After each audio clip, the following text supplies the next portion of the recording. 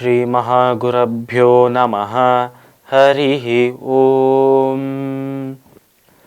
சதாசிவசமாரம்பாம் சங்கராச்சார்யமத்யமாம் அஸ்மதாச்சார்யபர்யந்தாம் வந்தே குரு பரம்பராம்.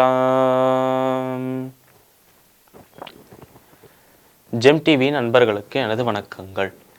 இன்றைய நாள் அனைவருக்கும் இனிய நாளாக அமைய எல்லாம் வல்ல இறைவனை வேண்டி இன்றைய மதமும் நம்மதமே நிகழ்ச்சிக்கு செல்வோம். இன்னைக்கு நம்ம ஸ்ரீமத் பகவத்கீதையிலிருந்து ஒரு ஸ்லோகத்தை விரிவான விளக்கத்துடன் பார்ப்போம். யதாகாசஸ்திதோ நித்யம் வாயு சர்வத்ர கோமஹான் ததா சர்வாணி பூதானி மத்ஸ்தானீத்யுபதாரய. இந்த ஸ்லோகம் ஸ்ரீமத் பகவத்கீதையின் 9வது அத்தியாயமான ராஜவித்யா ராஜகுஹ்ய யோகத்தின் 6வது ஸ்லோகம்.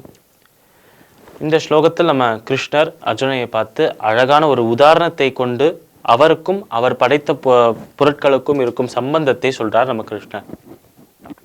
இப்போ இந்த இடத்துல அவர் எடுக்கிற உதாரணமானது ஆகாயத்தை ஒரு உதாரணமாக எடுத்துக்கிறார்.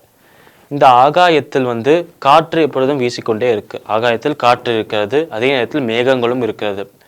இந்த ஆகாயத்தில் இருக்கும் காற்றும் மேகங்களும் அந்த ஆகாயத்தில் தான் இருக்கு.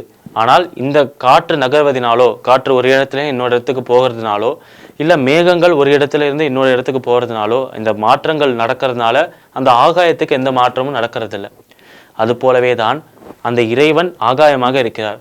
அவர் படைத்த பொருட்களாக, அவர் படைத்த இந்த பிரபஞ்சம், இந்த உயிரினங்களாக நாம் இருக்கிறோம். அப்படி இருக்கும் நாம் காற்றாக மேகங்களாக இருக்கும்.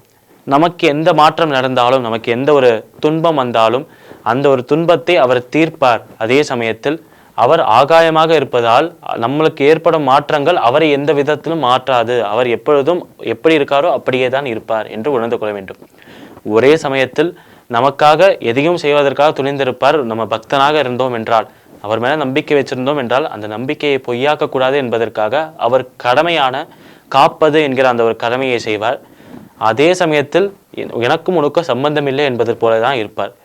ஒரே நேரத்தில் எப்படி முரண்பாடாக இருக்க முடியும் என்றால் அதை நான் ஏற்கனவே பார்த்தோம். அது அவரின் விபூதியாக இருக்கிறது, அவரின் அந்த மகிமையாக இருக்கிறது. ஒரே நேரத்தில் நினைப்பதற்கு நம்மளுடைய எண்ணங்களுக்கு அப்பாற்பட்டவராக ஒரே சமயத்தில் நல்லதையும் செய்ய முடியும், அதே சமயத்தில் நமக்குள்ள இருக்கும் விஷயங்களுக்கான கெட்டதையும் செய்ய முடியும். ஒரே சமயத்தில் நல்லவர்களாக இருக்கும் நம்மே காக்க முடியும், நமக்குள்ள இருக்கும் தீய குணங்களை அழிக்கவும் முடியும் அந்த பகவானால.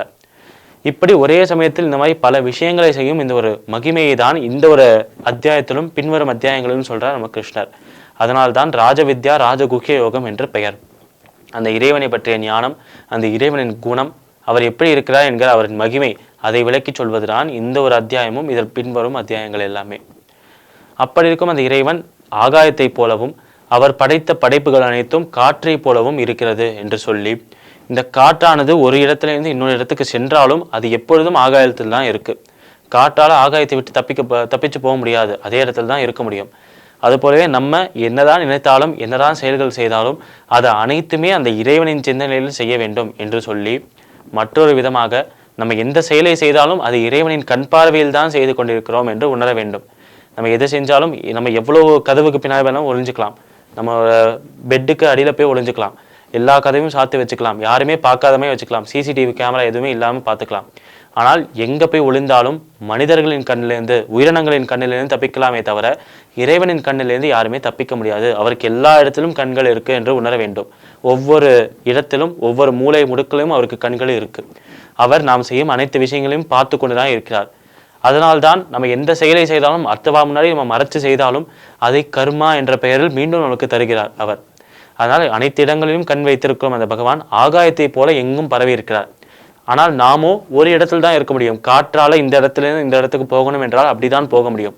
அதுவே காற்று வழிமாறி போய்விட்டது என்றால் அது பல இடங்களில் ஒரு விதமான அழிவை தான் உண்டாக்கும்.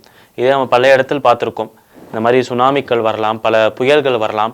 இந்த மாதிரி நடக்கிறது எல்லாமே வழக்கத்திற்கு மாறாக காற்று நகர்ந்தது என்றால் இதெல்லாம் வர்றது என்று பார்த்திருக்கோம்.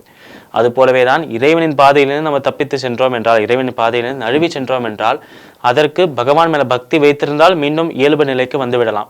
பகவான் மேல் நம்பிக்கை இல்லாத பட்சத்தில் மீண்டும் ஒரு பிறப்பெடுத்து இந்த சம்சாரத்தில் வந்துதான் சேர வேண்டும் என்பதை இந்த ஒரு சிறு உதாரணத்தில் இவ்வளவு பெரிய கருத்தை அடக்கி சொல்றார் நம்மளோட கிருஷ்ணர். ஸ்ரீமத் பகவத்கீதையின் 9வது அத்தியாயமான ராஜவித்யா ராஜகுஹ்ய யோகத்தின் 7வது ஸ்லோகத்திற்குண்டான விளக்கம் இதுவே. மீண்டும் நாளை சந்திப்போம். நன்றி, வணக்கம்.